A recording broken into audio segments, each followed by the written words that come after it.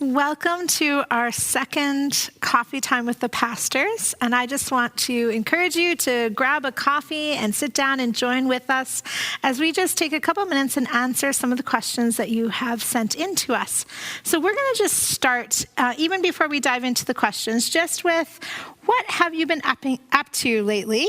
And specifically, is there something fun that you've been doing with your family that you want to share with our church family? So why don't we start with Pastor Llewellyn?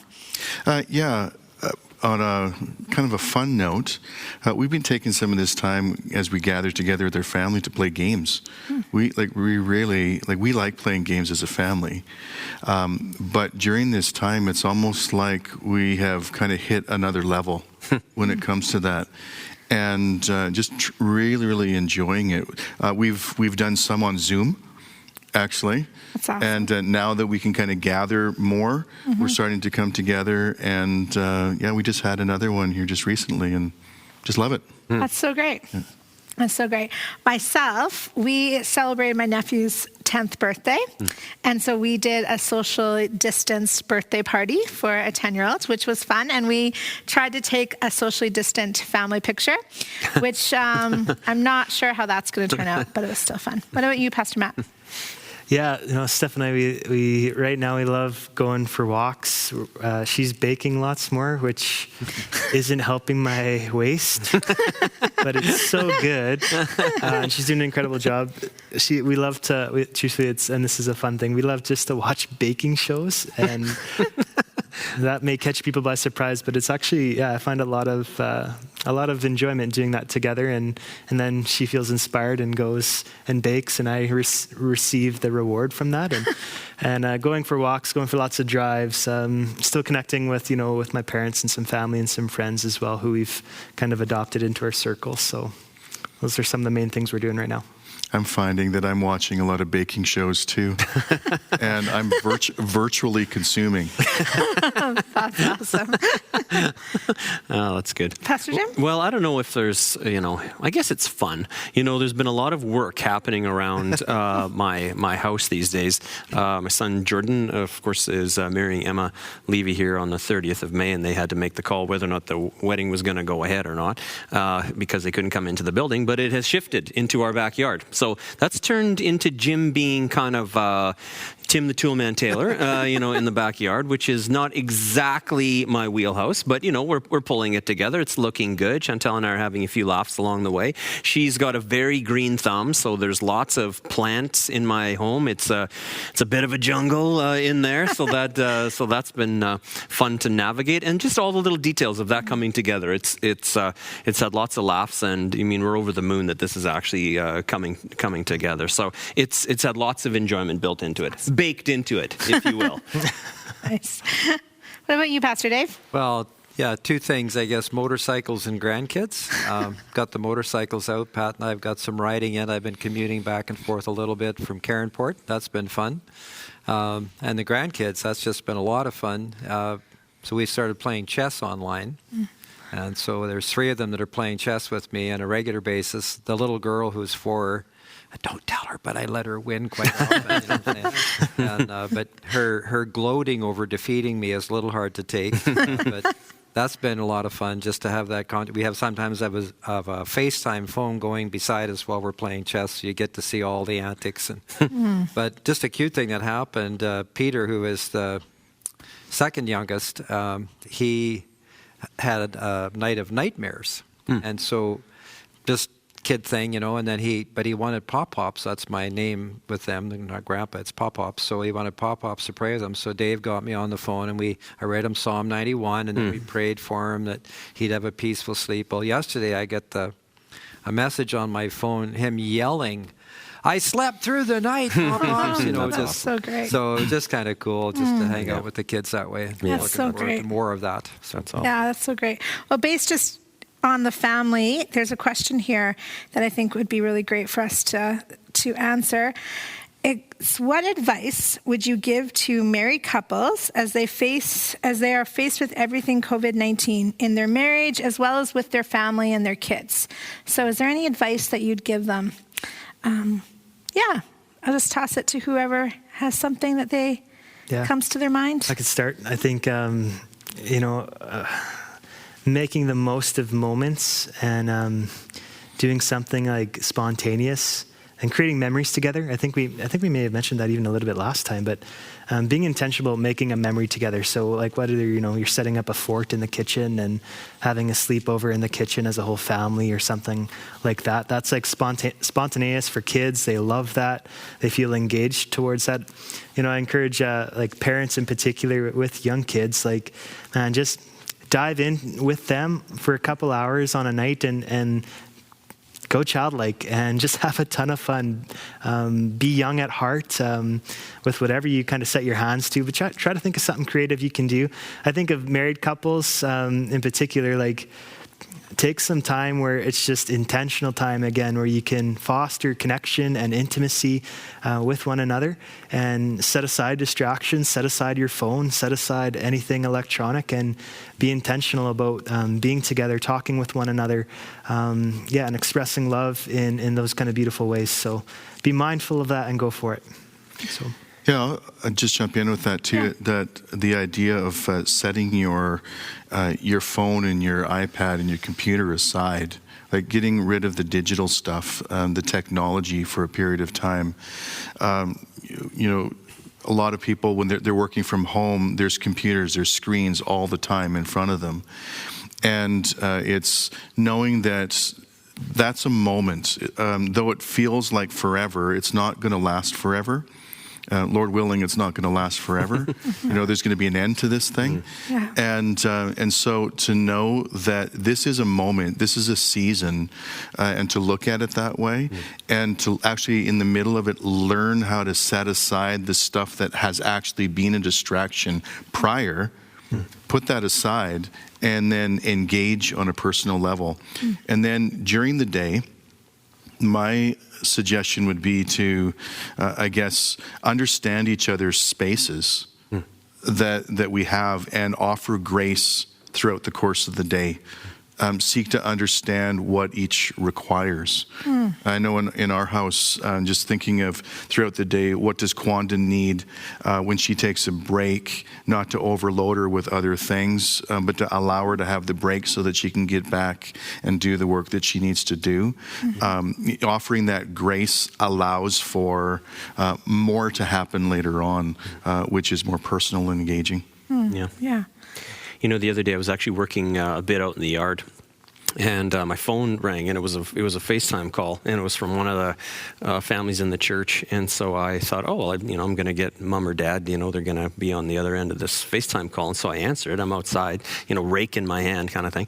And here turned out to be a little 5-year-old girl who was who had called me. Wow. And so I had a beautiful conversation, for a couple of minutes. And of course, I said, where's your mom? She's probably not thrilled that you're phoning random people or FaceTiming random people. But we had this beautiful, quick little conversation, and I got to see inside the belly of the beast at that point. With they've got three small kids, and you get a window into, for all of us around the circle. Obviously, our life experiences are different than sort of some of those, with having young, very active, high energy kind of kids in the crowd. But I could tell that they were doing things to actually to build on the idea of making a memory with one another. Like there was little craft things that were happening, and that there was little times where they were, to the fort idea. I could see that happening, or maybe it was just that the house hadn't been cleaned in a while. No, there was definitely forts that had been built, and so you get this window into. There's a bit of chaos that's there, but I think that's okay. Like in the midst of it all, I think I heard somebody say recently, even as we look back on this time, we're not necessarily going to remember all the things that were said, but you're going to remember some of the feelings that you had through these times. And I'll tell you, that's the same, as I think back on my childhood and at different seasons, where I can think that, even though the external circumstances maybe weren't ideal or kind of perfect. There's lots of memories that are made in those moments, and I can think back of, oh yeah, that was lots of fun that I did that with my parents, or that was a great opportunity to kind of connect with even my siblings along the way. So I don't know, I would just encourage people just to really look for those moments, like, 20 years from now, if you want to have a story that you're going to be able to tell at one of your kids' weddings, like what would it actually look like today to sort of build that memory today where you've got something to kind of tell in the future, and be okay that the fun moments of life are often in the chaos, right? It's often when the car broke down, or it was often when, something that was less than ideal happened, but you sort of made this moment where you can look back on it and you can laugh. And I think, Jesus is in the midst of all of those things, where he, is showing, if the joy of the Lord is really our strength, well, that there can be joy in the midst of circumstances that are,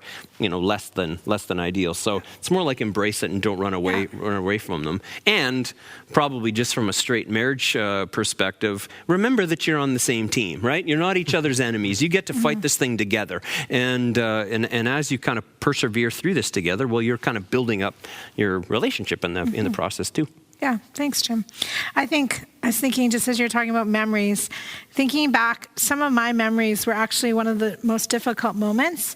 And it was actually seeing how my parents modeled Christ. I had no idea that's what it was, right? But now thinking back and thinking about, wow, the moment, I'm thinking about moments that my aunts passed away. And those are memories that I have. And I remember thinking, how strong they were, how much faith they had, all those things. And I think that's the same in this situation as well. The fun, the joys, the laughter, and just getting to see parents model Jesus to kids in the midst of it. I think that's really cool. Here's another question that I think is really profound that I want us to take a moment and answer. Can we share about a time that we struggled? And what did God do, or something that he showed you to bring you through that struggle? Maybe we'll start with Pastor Dave. Yeah, I think probably some would be career related. I think the times in church life where things were going difficult, and I can look back and think, well, it was so and so did this, it was their fault. But no, it was kind of a whole perfect storm of personal insecurities and impatience, defensiveness, whatever. But I know in those times and places, I think that's where, again, God was present. But I would say there's a couple things that happened inside my immediate family that were really wrenching, and they took me to the brink to the edge of my faith. I felt like I was standing at the edge of an abyss. Because the heartache that we were facing was so profound. And, I felt like I had nothing left to deal with the issue. This was years back. And I remember standing sort of at that brink and finding God there, holding me when I had nothing left. It had everything that I'd faced with this situation, Pat and I had faced together with this family situation. It took everything we had. And he was there at the very edge of myself. And instead of it being a defeating thing, it took me deeply. You've heard me speak about my prayer journey. It was part of that, believe it or not. It was that moment of crisis that played a deep part in taking me deeper into relationship with Christ. So I guess I would just say to anybody, if you feel like you've come to the end of it all, you're hitting the wall or standing on the edge of an abyss, he's there. Yeah. And he'll meet you there. He did that for me. Yeah. Anyone else that want to comment on that one? Yeah, I guess I could speak to that. I mean, for those of you out there who would really know me, you know that there's certain things that I'm very passionate about. One of them would be, the intervention of the Holy Spirit, and to really believe that, because we believe that God is alive, when we believe his Holy Spirit is active and in the midst of us all, well, therefore we can pray for impossible things and actually expect to see God's going to move in those things. Well, some of that faith, those things in me, those were crafted in moments of deep disappointment.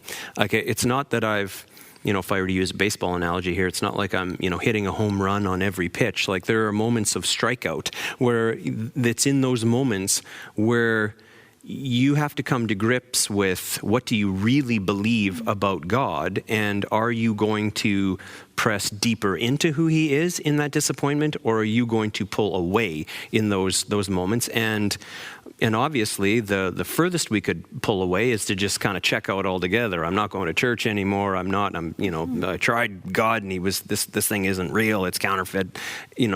I was never really at that sort of extreme, but I definitely had moments where I had to come to grips with what do I believe, even in the midst of not having all of the answers to every question. About, I guess it was in 2002, so my math is terrible, 18 years ago, I have an older brother who was diagnosed with cancer when he was 19 years old. And over the course of the next 20 years was in and out of hospitals and in and out of chemotherapy, and who I could give you a list of miraculous things that happened in his life and where God answered, prayers. But in the end, I sat by his bedside in palliative care as he passed away. Well, in the midst of that, you come face to face with what do you actually believe about healing? Do you believe that in that situation that, well, God didn't come through, so therefore I'm going to need to kind of take the white out to the Bible and not really believe for those things anymore? I must have misunderstood them. Or does that actually cause you to steer in deeper to say, Lord, I don't understand. Help me understand. And if you allow the Lord to kind of take you by the hand in those moments to say, I don't get it. I don't get it, Lord. And I mean, you read through the Psalms, like there is over and over again where there's this kind of brutal talk, that God can handle our most stinging questions. And I think it's in those moments then where we actually have our faith refined, and where we can then be built up again to kind of press on into the journey. But I still live with this set of questions that I'm sure by the time I get to heaven I won't care anymore, right? I'll see the Lord and there he is, and there's the people that went before me, and I'm not going to have this list of questions to ask the Lord. But between now and when I expire from this earth, I'm going to continue to persevere down that road to say, Lord, I'm not going to hold you hostage, to say, I won't love you unless you answer these things. But I also know that you love me enough to continue to answer those things as I continue to persevere through them. So I don't know, take it as I heard it said recently, like take it as a blessing when God's all you got left, right? Like where you run out of answers and just leaning on God that's all you've got, because he's all that we need, right? Yeah. And he does have those answers, but know that in the valley of the shadow of death, well, that's where you're going to kind of pick up some of the deepest life learnings that you'll carry with you. So don't run from them. Run kind of into God in those moments. And I hope that doesn't sound like a bumper sticker. Just lean on Jesus, brother. But really, that is the moment where you really realize what it looks like to lean on Jesus. Yeah, for sure. We're going to switch gears for a second, and I'm going to throw this question to Pastor Lou. What part does this current global pandemic have to play in end times prophecy, if any? Just a minor question. Yeah, just Lou. a minor question. Yeah, exactly. And I thought I'd toss it to Pastor Lou, and then maybe Pastor Dave after that. Sure. It's actually a really good question, and I know that it's one that a lot of people are asking, or at least they're trying to search for answers for in that respect. And as I've kind of given it thought and looking through Scripture and realizing that Jesus in the book of Matthew gave us a number of signs to be aware of. But it's actually that they would be signs that would lead towards his return, to his coming again. And the pandemic that we find ourselves in, the virus, the whole aspect of pestilence, we see certain things. This is just one of many. Yeah. This is not the only. Yeah. This is one of many signs that are pointing to the fact that not one of us ultimately knows when Christ is going to return. That's something really important to understand. But the reality is that we need to watch and be ready.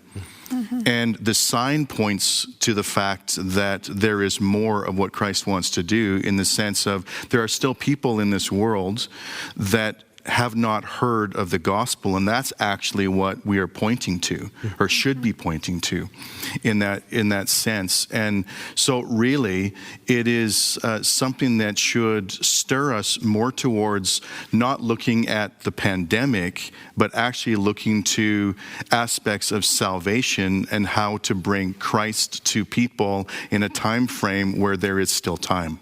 That's what I would say. Thank you. Yeah, I think we would be probably remiss if the Christian church didn't notice that something has happened on a global scale that we've never seen in human history. We have never seen an event like this. We've never seen the entire planet affected by something in all elements of culture, society, economics, government. It's just gone wham through the whole world. So it's an unprecedented kind of thing that's happened right now. And I think maybe it's a bit of an eye-opener. We tend to think that things will kind of just keep rolling on forever, but there is a day when it will come to an end and there will be a close. But we're not saying this is the sign of the end, it's tomorrow.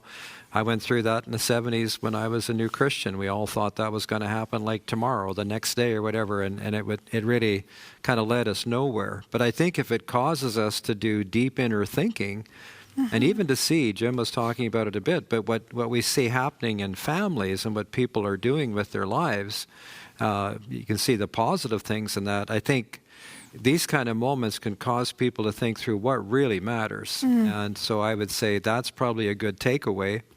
If it causes a bit of an urgency, like maybe I need to really be investing my life in something really worthwhile, not if economics are broken, it isn't all about the money anymore. What really does matter? Well, people matter. Yeah. My kids matter, my grandkids matter, whatever. And I think that's all good stuff. And I think last thing I'll say is that what's interesting to me, Lou made mention of it, how the Bible talks about before the final hour, all nations are going to hear the gospel clearly.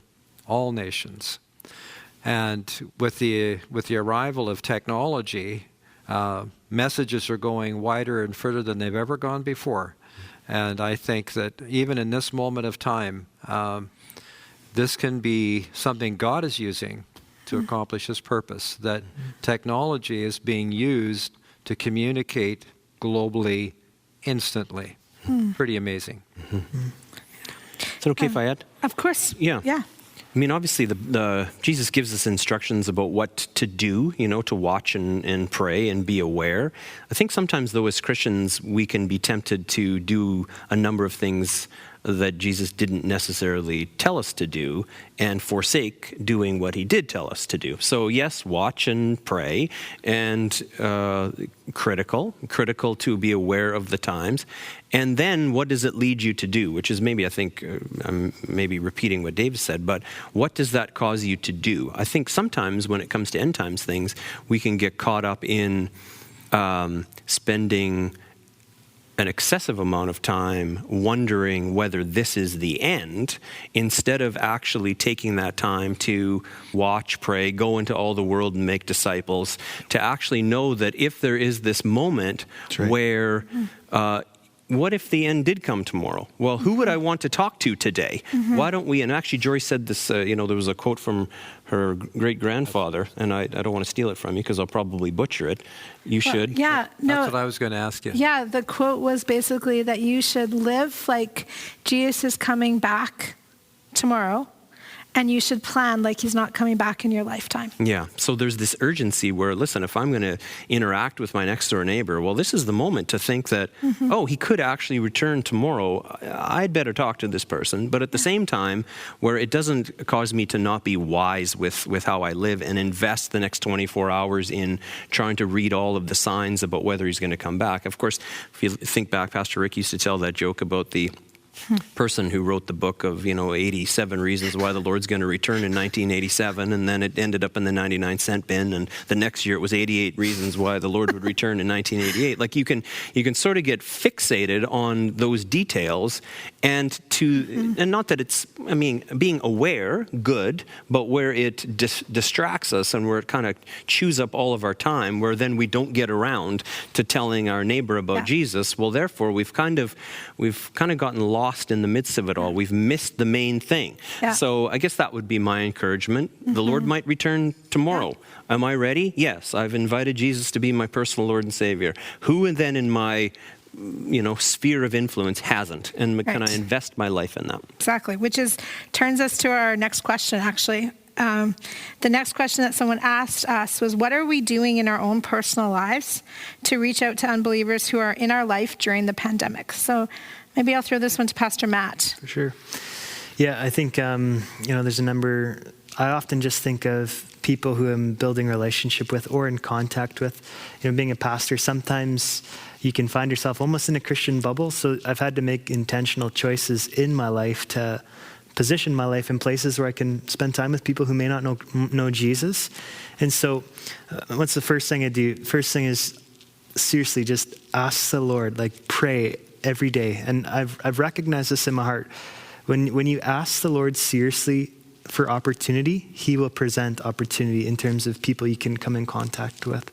There's a number of people who I connect with, maybe not physically anymore when I was going to the gym from time to time as well. There's different people that through kind of establishments here in the city that Steph and I are building relationships with that we continue to kind of go support locally and engage with and just continuing to look for open doors where I can actually speak into their life and they share their lives with me and ask the Lord, in the midst of that, how can I not only present the gospel, but actually walk in relationship with them? So I'm finding that those are probably the main areas right now in my life where those things are ringing true. Mm-hmm. So, anyone else want to comment on that? One of the things that I've done since we have had to kind of social distance is I've reached out and started to invite more of my friends and different people, non-Christians, who I would know on Facebook, to become Facebook friends in that sense, and getting a number of good replies out of that, and knowing that one of the things that I've been doing recently is putting out a few more posts that have statements and verses, that would draw attention towards the Lord, and then just when there's responses back, just communicating back and forth that way. That's a small little way. Mm-hmm. But you're offering something of Christ to them. They know you're a Christian, right? So you may as well not hide that fact, right? Or be shy of that fact, right? And just get out there. In terms of our neighbors, taking opportunities through the day. We've got neighbors that are they're homeschool. Well, they all have to do their homeschooling now, right? So in the mornings and afternoons, they're going for runs. Yeah. Right. Well, you know what time they're going to be out there. Step out. Yeah. Right. Take the break at the time they have the break and just meet with them. Yeah. We've got neighbors across the street sit in the very front of their house, and it's like they're watching traffic go by. That's what it seems like to me. But they're doing it as a family. Mm-hmm. Well, when we go for a walk now, walk on that side of the street, not on the side of the street that you normally would, and engage in a conversation. Right. Just, it might sound simple, but just stop and talk. Yeah.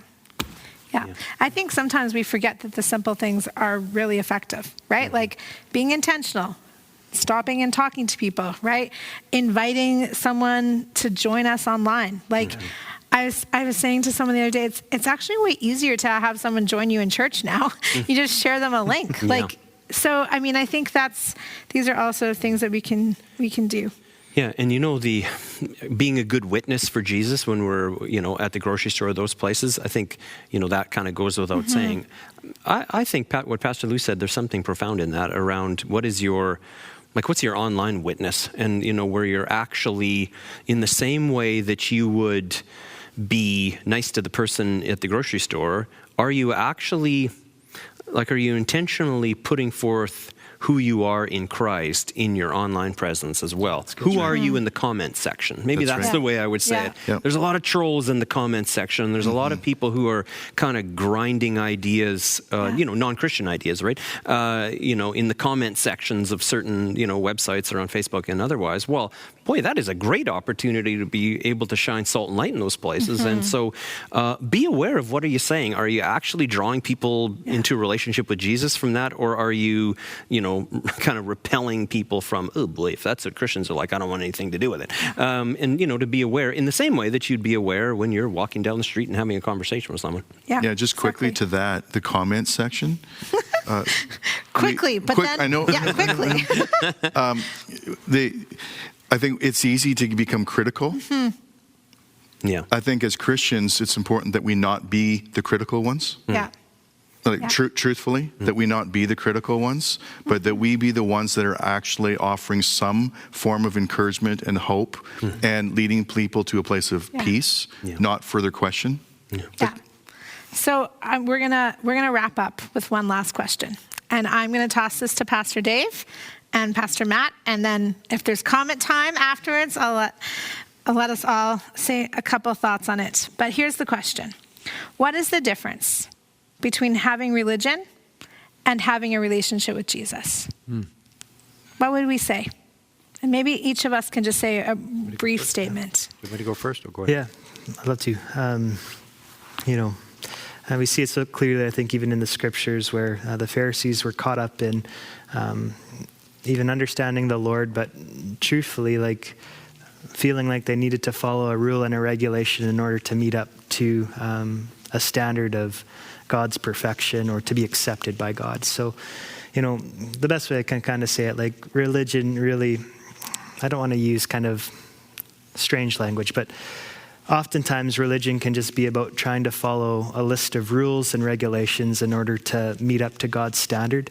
And in Christianity, it's the total opposite. God comes down to us. He initiates into our brokenness. He pulls us from our brokenness. And it's about relationship. His heart, since the beginning, was that we would walk with him. We'd be reconciled to him. And he does that through the work of his son, through his death, through his resurrection, and his ascension. So that's the best way I can say it. Relationship, God actually wants a relationship with people. He wants to know your heart. He wants to walk with you in your lifetime. He wants your obedience. He wants your love. And rule and regulation or religion would say, follow these list of things to do in order to get that. That's the best way I can kind of say it. Yeah. Yeah, I think the difference is huge, between religion and relationship. Religion is a bunch of activity. It's a bunch of stuff.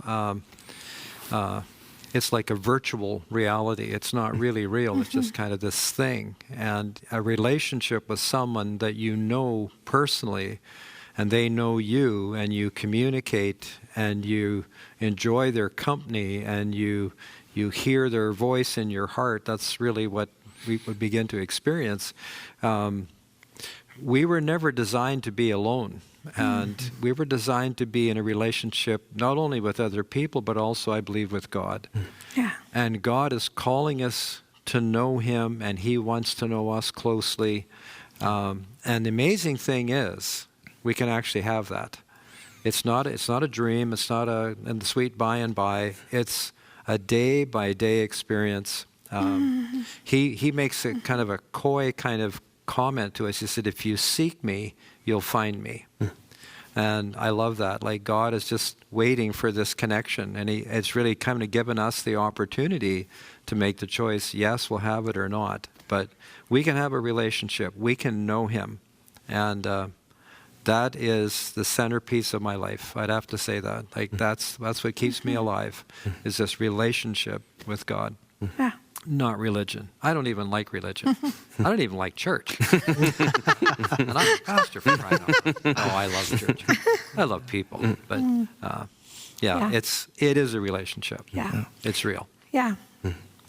You guys want to say one more thing? Yeah, I think, when I think of the difference between religion and relationship, just really quickly, religion, the way I look at it, it's continuously having to, that feeling of having to do something to be approved.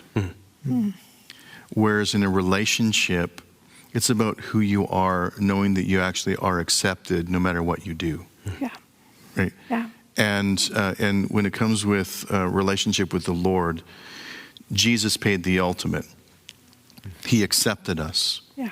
Even in our state of absolute brokenness and sinfulness, he accepted us. Yeah. It's not what we do for him now. It's the receiving of that relationship, which is not now just head knowledge. It's heart connection. Yeah.